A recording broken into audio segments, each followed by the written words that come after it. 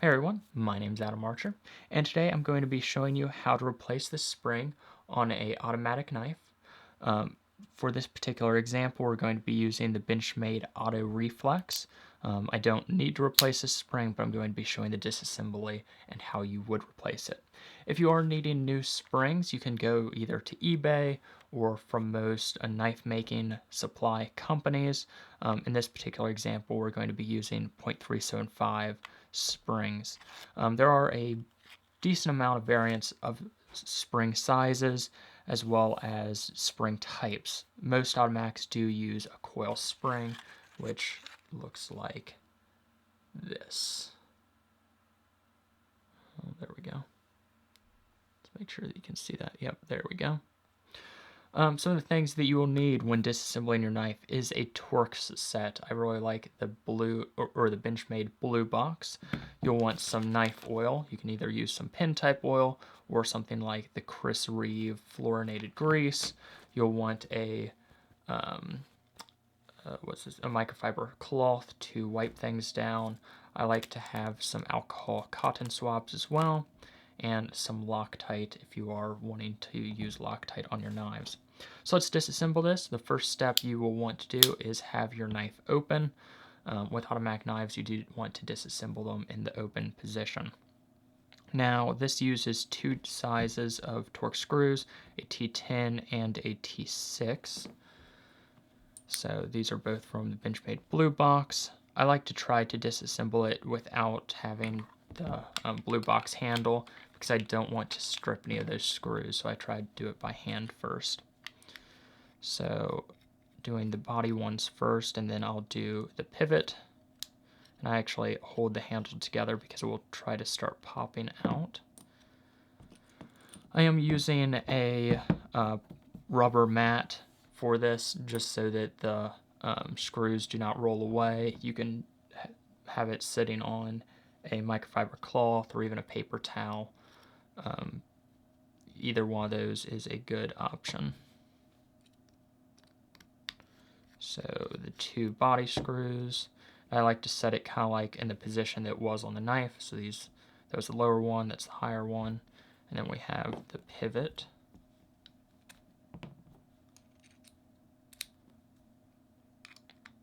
And this is kind of an easier automatic knife to disassemble. I have a Benchmade Auto Striker that has a ring around the pivot, which makes it a little bit more difficult to disassemble. So we're just taking that top handle off, and you can see the safety right there, and a little spring for the safety.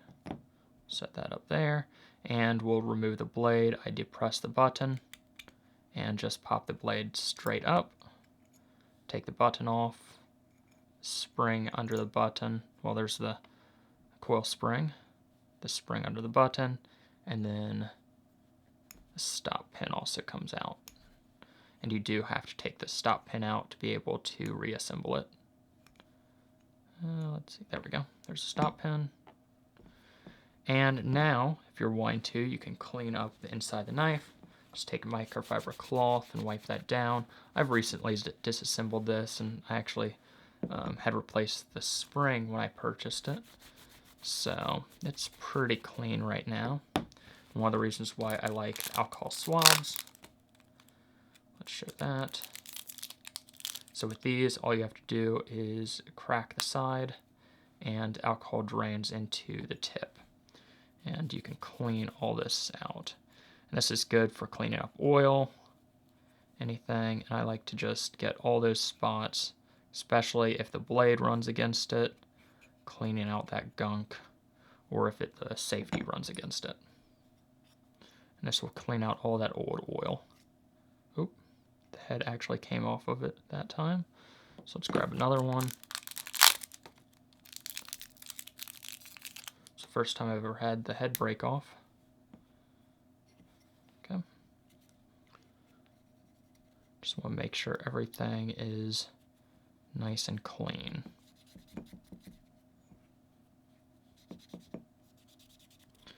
Okay, so I think that's good. Clean the outside a little bit. Maybe up near the button. And the blade, I'll probably clean off where it locks because dust does build up right there. And where the spring sets. There we go. So knife is nice and clean. Wait a second for the alcohol to dry up. And it dries up very quickly. It's already dry, as you can see there. And let's reassemble the knife. So first you'll want to put the spring in. So you can see there is a little area for that spring. And it is a somewhat tight fit, so you do have to push that in there. And you can see where the spring fits in the blade. And there is a little hole, as you can see there. So the reason you had to take out the stop pin is because you have to fit that hole right into the blade. And that's not possible when that spring is there. Let's see. I did not get it that time. Let's see. And let's make sure I do this on camera. Okay.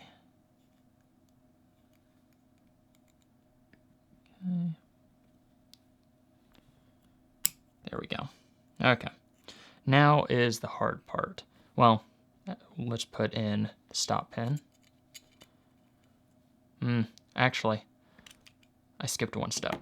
You do need to oil this up. So I like to put a couple drops of oil, well, maybe 1 or 2 drops of oil. Just right in there, because that's where the spring's going to be running.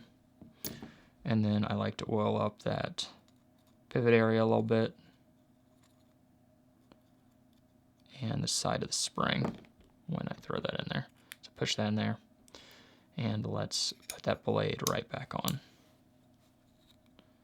Okay, and there we go.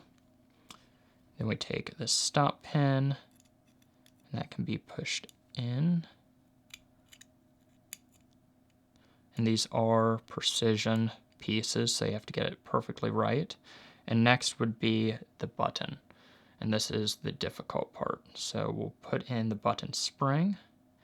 And the technique I like to use, I like to actually, so one of the things is when, due to that coil spring, it actually wants to push the blade up the handle.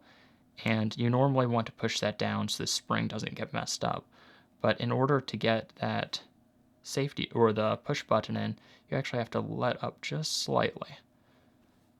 And let's put the spring back in, and then you can get that button in a little bit easier. It is not an easy process though. There we go, we got that. Push the blade all the way down.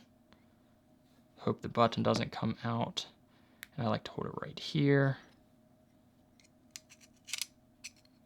And got it. Okay. Now you do want to have a decent amount of pressure holding that handle together because it will want to just pop right off. So I like to throw in the screws without even tightening them first. And let's tighten that pivot just so that it's sitting on there. It doesn't actually need to tighten it all. And I should have put oil on this other side, but I skipped that step. And I'm not doing it now. And let's tighten these. I'm gonna have to disassemble this knife again and re-oil it, but I'll do that after this video. Of course, I forget a step while on video.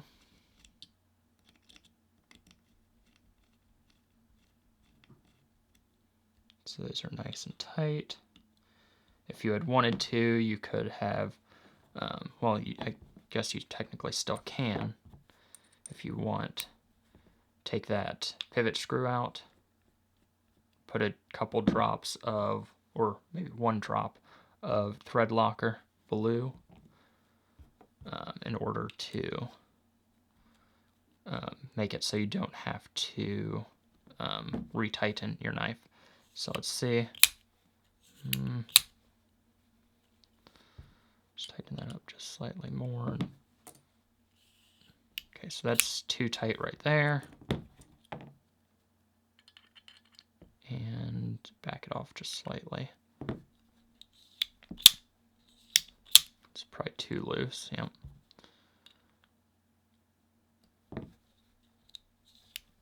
There we go. I think that's good.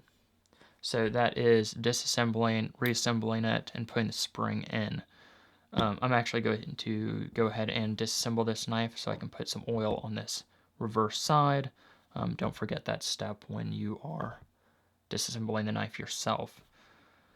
So there you go. Make sure not to injure yourself when disassembling this, but hopefully you enjoyed. Have a great day. See you guys later.